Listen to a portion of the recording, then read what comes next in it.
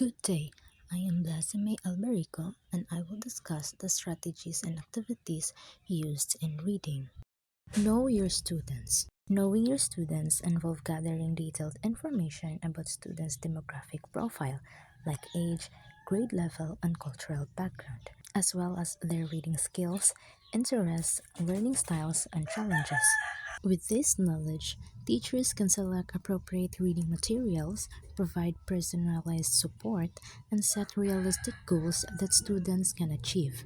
Personalized support meets diverse needs and attainable goals, which create an inclusive environment that motivates students and fosters a positive environment with reading.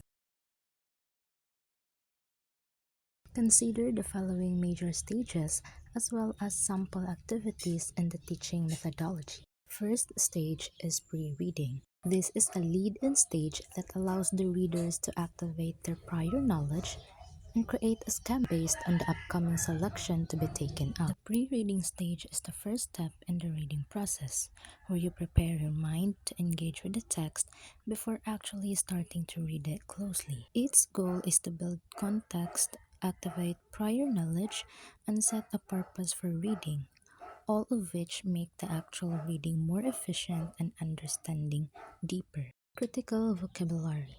These are unfamiliar words found in the selection or reading material.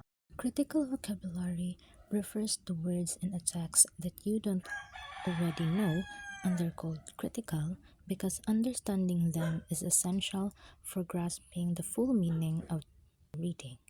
What makes them unique is that the text itself usually provides clues to their definition. There are three different clues. First, we have the context clues. These are cues that help students understand the meaning of unfamiliar words. These are hints within the text itself that help figure out its meaning. For example, if a sentence says, "The nocturnal owl hunts at night and sleeps during the day," the phrase "hunts at night" is the context clue that tells you the word nocturnal means active at night. Next is picture clues. So images representing unfamiliar words can be shown to give an idea of what the word means. Picture clues are visual representations that connect abstract words to concrete images, but they do more than just define. They add context, emotions, and detail that text alone might miss. Lastly is configuration clues.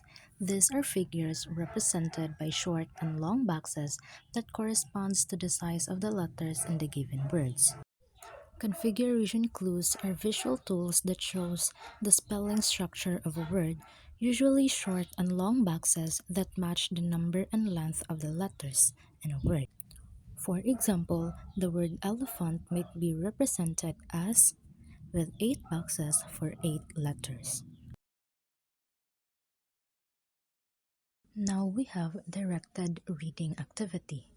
It is a comprehension strategy that guides students in asking questions about the text, making predictions, and then reading to confirm or refute their prediction.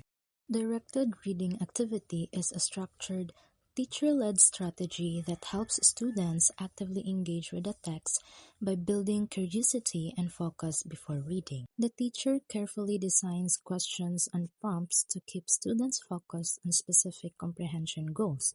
It's not just guess what happens next, but a deliberate process to teach how to use text clues to make logical predictions. Next, we have anticipation guide. It is a comprehension strategy that is used to activate students' prior knowledge and build curiosity about a new topic. Anticipation guide is a written tool which statements related to the upcoming text. Students read these statements before reading the text, then decide whether they agree or disagree with each one and often explain their reasoning. This process activates what they already know, sparks questions, and creates anticipations to see if their ideas match what the text says. Next stage is during reading. So these are the reading strategies and activities during the reading proper. The during reading stage is the active phase where students engage directly with the text to process, understand, and make sense of the information. It's when the work of reading happens, bridging pre reading preparation and post reading reflection. First, we have page encounter. After reading each page of the reading material, students in pairs discuss or share an experience in pairs about the part of the material read. After, they proceed reading and will do the same. Page Encounter is a paired interactive strategy that links text to personal experience page by page. After reading one page together, partners take turns sharing a real life memory, story, or situation that connects to what they just read. Then they move on to the next page and repeat the process. It helps students make meaningful connections between new informations and their own lives, which boosts understanding and retention. Reading interface. This strategy can be done when students read the material alternately in pairs or two big groups. This is a collaborative reading strategy where students take turns reading aloud, either in small pairs or two large groups. This strategy keeps students engaged by making reading a shared activity, not a solo task. It also helps with fluency and pronunciation, as listening to others read can model good habits. Visualizing highlights. When the teacher or students reads the selection, the other students illustrate the important events on the paper. This is a visual comprehension strategy where one person reads the text aloud, and the rest of the students draw or sketch the most important events, ideas, or details from what's being read. The drawings don't need to be perfect, they just need to capture the key points. It encourages students to picture the text in their minds and translate that mental image into a visual.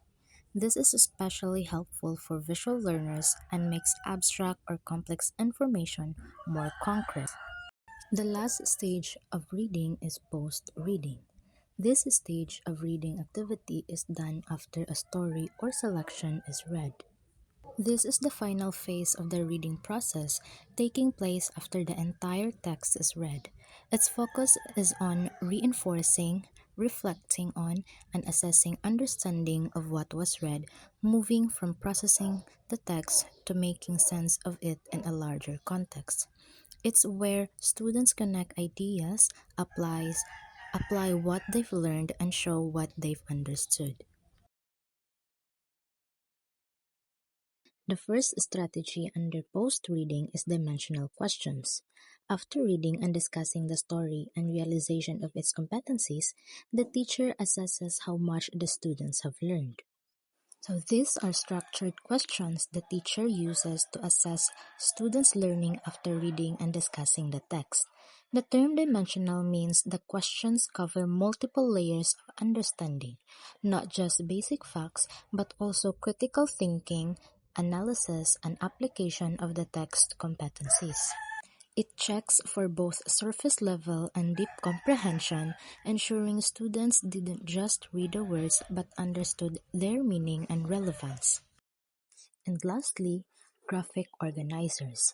These are illustrations that the students can use to capture their understanding of the story or competencies.